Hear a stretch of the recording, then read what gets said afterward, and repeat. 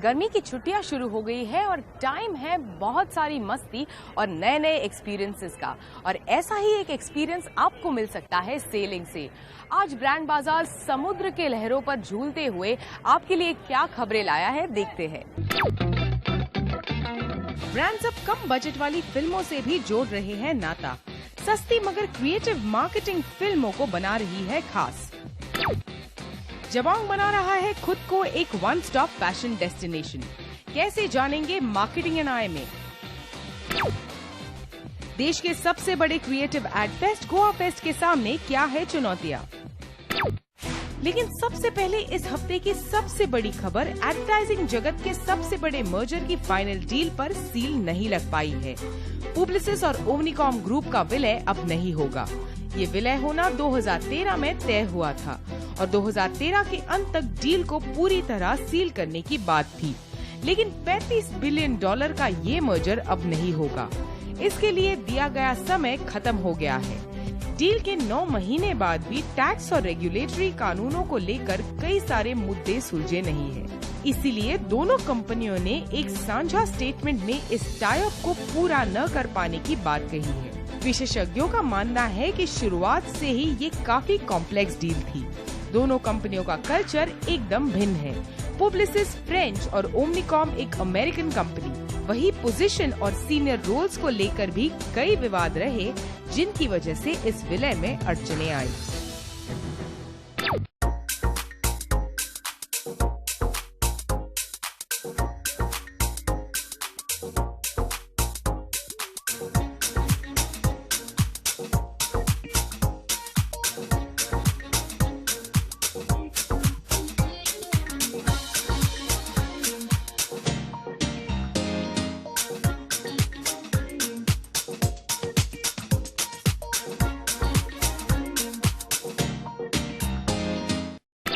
बड़ी बड़ी बजट वाली फिल्में जोर शोर से अपनी मार्केटिंग करती है और उनके साथ कई बड़े ब्रांड्स भी आसानी से जुड़ जाते हैं।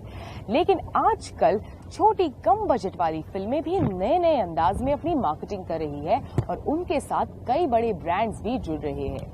आने वाले हफ्तों में ऐसी ही कुछ फिल्में रिलीज हो रही है, तो क्या क्या नया कर रही है ये फिल्में, आइए देखते हैं।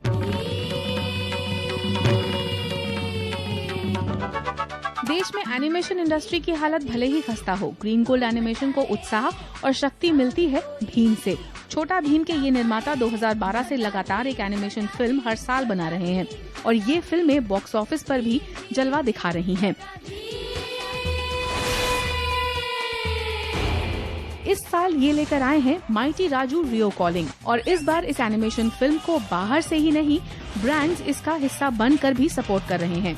6 करोड़ की लागत से बनी माइटी राजू में आपको Adidas, ITC, Piramal health care और OLX जैसे ब्रांड्स दिखाई देंगे। गोल करेगा जब माइटी राजू, फुटबॉल जिसका नेम है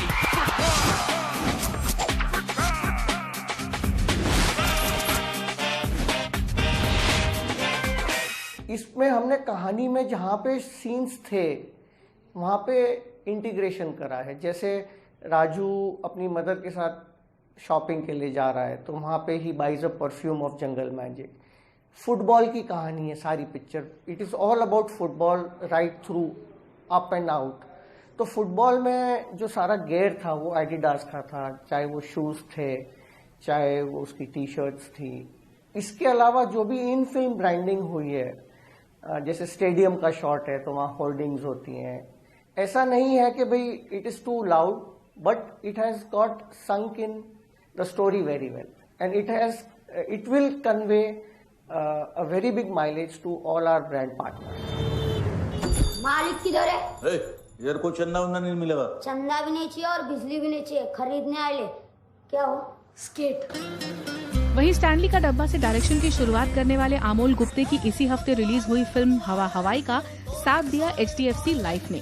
ब्रांड न सिर्फ फिल्म से जुड़ा बल्कि ब्रांड की टैगलाइन पर एक पूरा गाना भी बनाया गया है। खुली आँखों से देख तू सपना सर उठा के जी।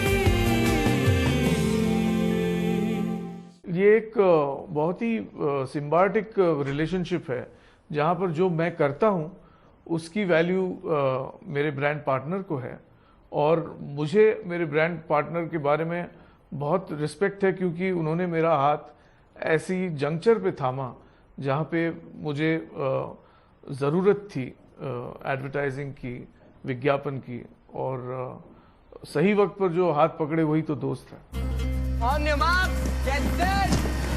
ब्रांड से टाई अप फिल्मों को प्रमोट करने में मदद करता है, खासकर टीवी पर प्रमोशन, जो एक छोटे बजट की फिल्म के बस में नहीं होता। वहीं ब्रांड्स का मानना है कि छोटे बजट की फिल्में अक्सर एक खास ऑडियंस के लिए होती हैं और इससे उन्हें स्पेसिफिक सेगमेंट को टारगेट करने में मदद मिलती है। तो जो हमारा ब्रांड थॉट है सरूठा के, जो इसके साथ बहुत अच्छा लिंक करता है। तो हम लोग जो चाहते हैं HDFC लाइफ के जो कस्टमर्स है, जो जब उनका फाइनेंशियल प्लानिंग जो करे वो एक डिटर्मिनेशन के साथ करे, अच्छा प्लानिंग के साथ करे, ताकि उनका ऑब्जेक्टिव मैच करे। सो ये हमारा जो हमारा जो ऑब्जेक्टिव है, ये फिल्म बहुत अच्छा से बताता है, and a very nice way they portray it. And when you see this kind of movies which is talks about when you are fighting against odds and winning at the end, and somewhere it gives a message to the people saying that, you know, if you have a strong planning, you will definitely achieve what you want to do. Actually advantage क्या है एक small budget movie के साथ, वो बहुत focus रहते हैं और उनका कैप्टिव ऑडियंस जिसको वो केटर कर रहे हैं is directly focused, unlike a big budget movie जो मास रहती है।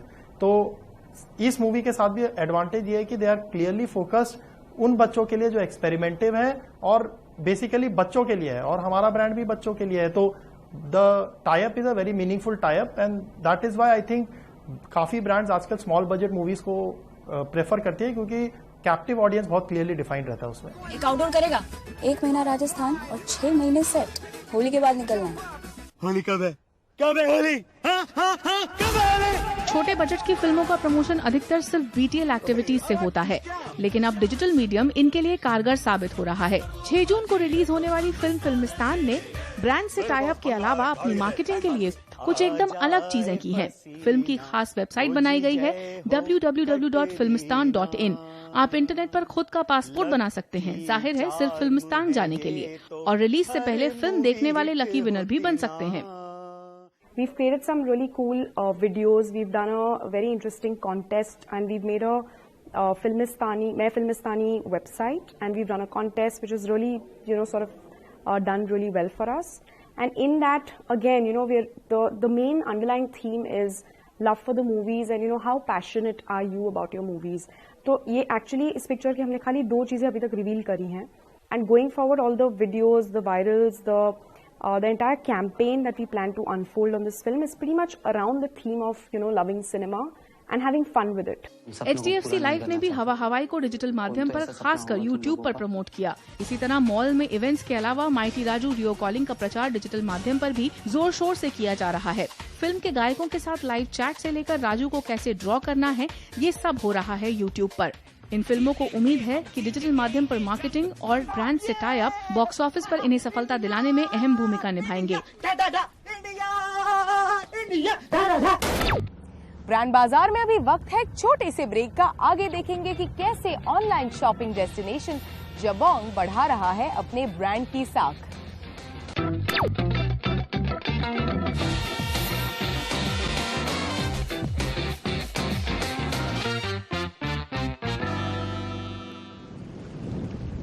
वेलकम बैक, आप देख रहे हैं ब्रांड बाजार। Amazon के देश में आने से देश के ई-कॉमर्स बाजार में हलचल काफी बढ़ गई है। खबर है कि फ्लिपकार्ट और मिंत्रा का विलय हो सकता है। वहीं जबोंग अपने आप को एक फैशन पोर्टल की तौर पर अपनी इमेज को और मजबूत करने में लगा है। हाल ही में जबोंग ने डिजाइनर रोहित बाल के साथ हाथ मिलाया और अब कंज्यूमर्स डिजाइनर रोहित बाल के कपड़े ऑनलाइन खरीद सकते हैं। इसके अलावा यही ब्रांड कई इंटरनेशनल ब्रांड्स को देश में लाने में जुटा है। इसके अलावा जबोंग ने अपना एक फैशन मैगजीन लॉन्च किया है जिसका नाम है जूस। तो कैसे आने वाले समय के लिए अपने आप को तैयार कर रहा है ब्रांड जबोंग, ये जाना मैंने उनके CEO अरुण मोहन से।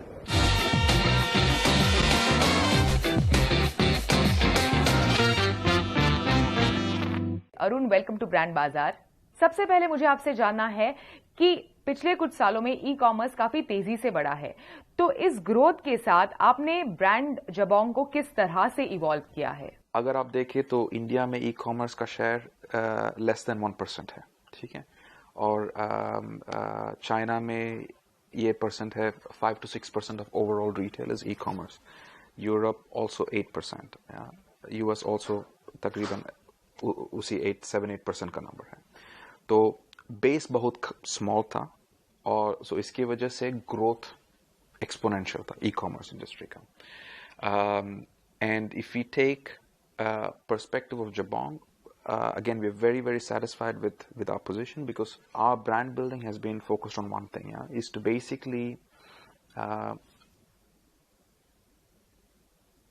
to bring fashion online in a very very simple way, to bring fashion online, to make sure that we engage with the customer, to excite the customer, to show them the new trends, in a very regular way. यही हमारा strategy है और यही मैं मेरा team और पूरा जबोंग इसके तरफ से इसके towards this direction is what we work every day, day in and day out. पिछले कुछ महीनों में कई सारे ई कॉमर्स प्लेयर्स हमारे मार्केट में आए हैं। In fact the largest player, world's largest player Amazon हमारे देश में आया है। तो क्या हमारा देश is a lucrative market e commerce websites के लिए? हमारा मार्केट पहला ई कॉमर्स के let's take a step back. हमारा मार्केट बहुत अट्रैक्टिव है रिटेल के लिए। आप देखिए तो 1 बिलियन पॉपुलेशन है, इसका 500 million is less than 30 young population है। तो यंग पॉपुलेशन, इनका एस्पिरेशंस, इनका इनकम लेवल्स बढ़ता जा रहा है, ठीक है। इसके हिसाब से retail itself is very attractive. India में हमारा मॉल इंफ्रास्ट्रक्चर, रिटेल इंफ्रास्ट्रक्चर नहीं है, तो इसके वजह से ई कॉमर्स का ग्रोथ और ज्यादा होगा। आपने मॉल इंफ्रास्ट्रक्चर की बात की, हमारे देश में इंटरनेट पेनिट्रेशन भी इतना ज्यादा नहीं है, तो इसके ना होने के बावजूद ई कॉमर्स कैसे प्रोपेल कर रहा है? मोबाइल की वजह से बहुत तेज बढ़ रहा है और बहुत सारा स्टडीज है जो बोल रहा है कि 2016 में 40 मिलियन इंटरनेट यूजर्स होंगे। और आपको ये भी सोचना है कि 40 मिलियन यूजर्स होंगे और आपको सोचना है कि ये लोग ज्यादातर यंग पॉपुलेशन में होंगे और आपको सोचना है कि ये इनका एस्पिरेशन, इनका स्पेंडिंग पावर, इनका अवेयरनेस ऑफ ट्रेंड सब बहुत ऊंचे हैं। आप कह रहे हैं कि मोबाइल कॉमर्स और टैबलेट कॉमर्स बढ़ रहा है हमारे देश में, तो इस दिशा में जबोंग एज अ ब्रांड किस तरह का काम कर रहा है? आजकल बहुत लोग के पास बड़ा टैबलेट है और बड़ा फोन है। यही होता है default accessing tool for the internet. इससे होता है टिकट बुकिंग, इससे होता है रीडिंग ऑफ मैगजीन्स, इससे होता है परचेसिंग भी था। सो मोबाइल एवोल्यूशन हमारा एक बहुत स्ट्रॉन्ग पिलर है, स्ट्रेटेजिक पिलर है, and we made strong progress on that regard, and I think that we will continue to be ahead of the curve. E commerce पे हर जगह ऑफर्स की बौछार है। मैं बहुत हेविली शॉपिंग करती हूँ ई कॉमर्स, अलग अलग ई कॉमर्स पोर्टल्स पे, तो ऐसे में ऐसे ऑफर्स जो हर एक वेबसाइट दे रहा है, ऐसे सिचुएशन में अपने ब्रांड के लिए एक लॉयल्टी बेस बनाना कितना चैलेंजिंग है और इस पे आप क्या कर रहे हैं? अगर आप वुमेन अपैरल देखिए तो वुमेन अपैरल आप जबोंग में जाएं तो आपको मिलेगा अप्रोक्सीमेटली 30,000 स्टाइल्स।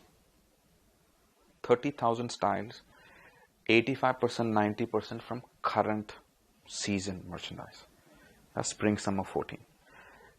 आपको ये चॉइस जो भी आप कंपटीशन में उधर नहीं मिलेगा, पहला बार। द सेकेंड पीस इज हमारा डिलीवरी एक्सपीरियंस। हमारा डिलीवरी है approximately 80 cities, own delivery. Own delivery means that when you place an order, we schedule a time and a place for you to come. आप जिधर भी हो, office में या घर में, टाइम प्रेफरेंस क्या है आपका, then we come to the door. अगर आप कैश ऑन डिलीवरी पे करना चाहते हैं और स्वाइप ऑन डिलीवरी पे करना चाहते हैं, आपका साइज ठीक है, तो अगर साइज नहीं ठीक है तो the delivery boy will connect you to the call center and you can. So there is a certain set of services that you get at the door. Rohit बाल जैसे डिजाइनर को जबोंग पर लाने से आपको क्या फायदा होगा? दो चीजें। अगर आप देखें तो रोहित बाल आपको मिलेगा मे बी 10 cities में, 8 to 10 metro cities and maybe some small cities. हमारा delivery है 80+ cities में. तो one is access का problem. Rohit Bal is not accessible to many parts of India where there is genuine demand, and we see that in our business every day. Second thing is, in those places that Rohit Bal is available, his prices are upward of 1 lakh. Yeah. So we are now bringing that collection to between 6,000 to 18,000. Yeah. So हम 2 problem solve कर रहे हैं, एक access का, reach, और दूसरा price का. अरुण, आखिरी सवाल, 2 से 3 ऐसी क्या चीजें किसी भी ई कॉमर्स प्लेयर को ध्यान में रखनी चाहिए ये ई कॉमर्स इंडस्ट्री की ग्रोथ के साथ आगे बढ़ने के लिए? अभी हमारा मार्केट में बहुत प्लेयर्स है, and it's very important that any new e commerce business need to think about what are you bringing different to the table, what is unique in your value proposition. ये एक पहला बात है.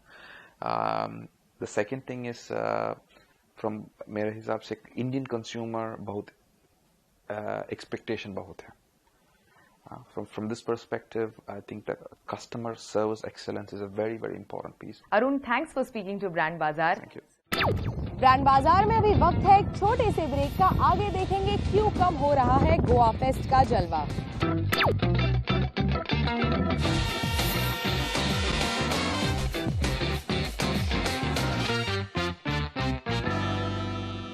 Brand बाजार में आपका एक बार फिर से स्वागत है. पिछले साल के स्कैम का साया इस साल भी गोवा फेस्ट पर मंडराता हुआ नजर आ रहा है.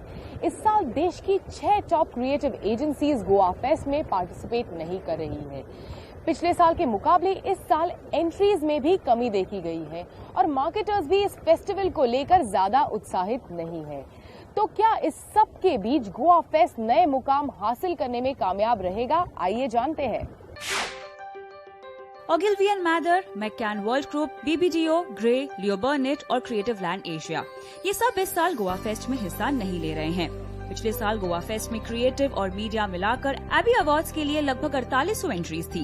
इस साल ये आंकड़ा 2500 के आसपास रह गया है. सवाल ये है कि क्या गोवा फेस्ट अपनी अहमियत खो रहा है? शायद नहीं, क्योंकि पिछले साल के अनुभव इस साल के गोवा फेस्ट को मदद करेंगे एक पाक साफ छवि बनाने में, और ये काम अब शिद्दत से किया जाएगा. मुझे नहीं लगता कि गोवा फेस्ट को किसी भी तरह का पॉजिटिव या नेगेटिव फर्क पड़ेगा, ना इमेज पर ना ओवरऑल उस पर इंडस्ट्री के लिए अच्छा नहीं है. इंडस्ट्री के लिए तो हमेशा यही अच्छा है कि सब लोग पार्टिसिपेट करें. 200 से ज्यादा ऊपर एजेंसीज ने एंट्रीज भेजी है. एक तरह से गोवा फेस्ट फेस्टिवल है. गोवा फेस्ट की इक्विटी है. लास्ट ईयर हिकअप हुआ था, and we are trying to large agencies are most aware of it, but when you look across India, everybody is proud of winning an Abbey at Goa Fest, and that participation is growing.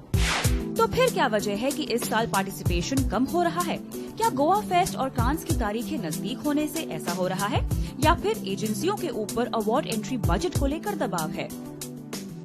कई agencies तो कभी भी participate नहीं करती हैं.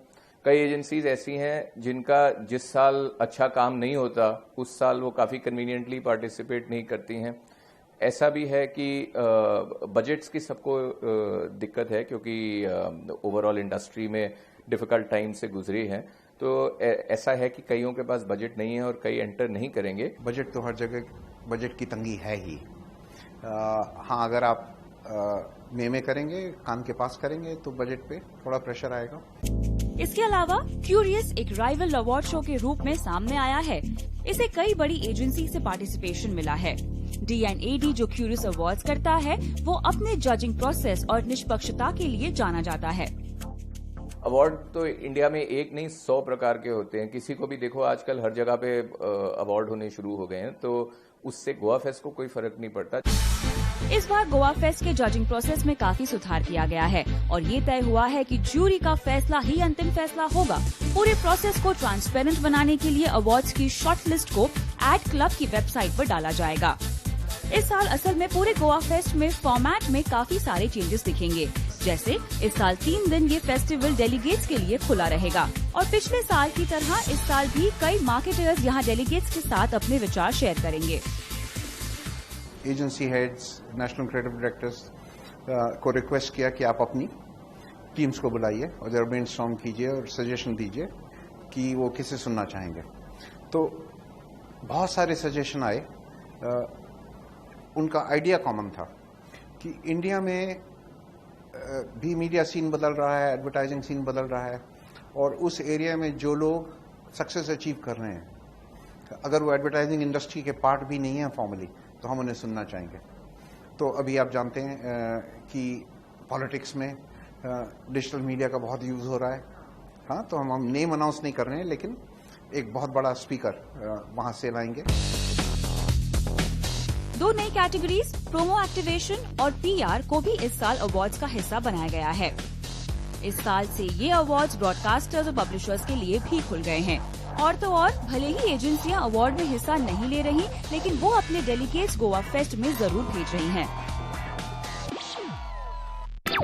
आपको हमारा आज का शो कैसा लगा, आप हमें लिख सकते हैं brandbazaar@network18online.com पर, और हमें ट्विटर पर भी फॉलो कर सकते हैं @आवाज बीबी पर।